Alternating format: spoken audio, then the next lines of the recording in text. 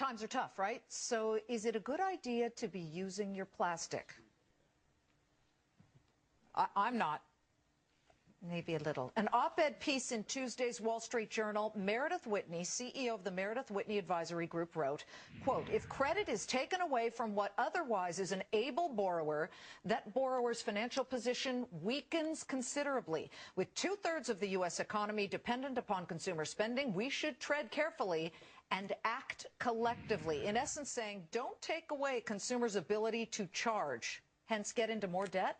Our next guest, who predicted this impending crisis, disagrees. Joining us now, Peter Schiff, president of Euro-Pacific Capital, who almost a year ago to the day, March 19th, when Visa went public, you said what here on Fox Business? Well, I know I've been talking for a long time that one of the next major crises was going to be the implosion in the credit card market, and particularly the asset-backed market, because Wall Street had securitized credit card debt in the same way it did mortgage debt. The same way that it sliced and diced and resold the subprime mortgages that got us into huge problems today. Exactly. And one of the reasons that so many people were getting all these offers for credit cards, and it was so easy to qualify, was because Wall Street had an outlet for all this debt. There was an appetite for it all around the world. And so Americans were able to borrow unprecedented amounts of money that under normal circumstances, they never would have had access to that credit. Okay, so Meredith Whitney, who, by the way, we asked her many times to come on, and she has said no continuously. She basically is saying, though, if you cut off credit cards from people who could actually pay them back, you're going to hurt the economy even more. You don't agree? No, in the long run, that's going to help the economy. What we need is fewer people to use their credit cards. Meredith makes the point that a lot of these American citizens use their credit cards as their what-if money. Like, what if my dog gets sick? Or what if my roof leaks? Or what if I lose my job?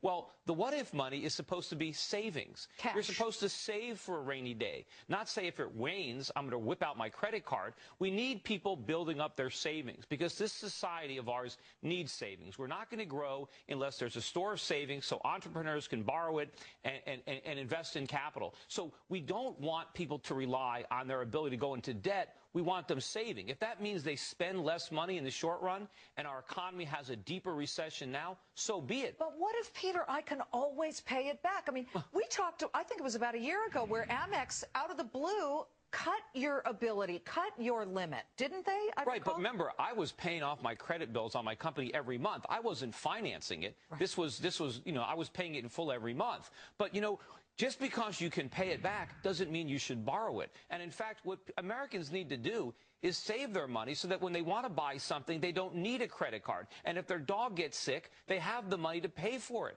We have to get back to that. We can't just keep relying on going into debt, because the problem is when you lose your job and you need money, who's going to want to lend it to you? The idea is that you have a savings. And the reason that we didn't have such a deep recession, let's say, in the past, is because when people lost their jobs, they did have something to fall back on. Now they've got nothing to fall back on but the ability to go deeper into debt. Which is not a good thing. 2007, October, you were here. You predicted the Dow would go below 10,000. You, a year ago, predicted this credit card debt really imploding. What are you predicting now? Well, look, I still see a lot of problems for the economy. I don't think the Dow has finished falling. Despite the recent rally, I think the bear market is going to live for years to come, and we haven't seen the lows. Even if we have a substantial rally in the short run, we're not through it. But the big major crisis has yet to hit us. We've thus far been spared the real bulk of the crisis because foreigners are still propping up the value of our currency and putting their savings into our bond market. Ultimately, that's going to come to an end.